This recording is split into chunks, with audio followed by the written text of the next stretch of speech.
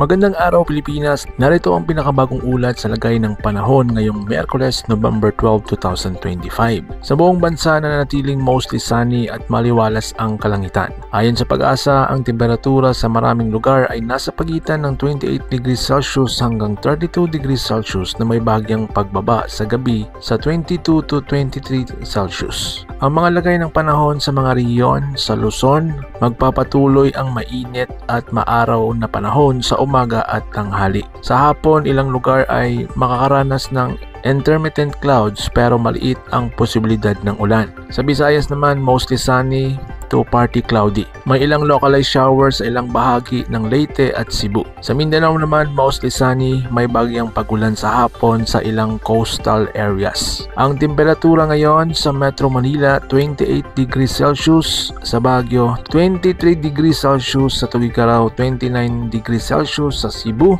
30 degrees Celsius, sa Davao, 31 degrees Celsius, sa Legazpi, 29 degrees Celsius. Paalala lang po mga ka-weather, dahil sa maaraw na araw, mag-ingat sa sobrang init, magdala ng payong o sombrero at uminom ng maraming tubig. Sa gabi, light jacket ang maaaring kailanganin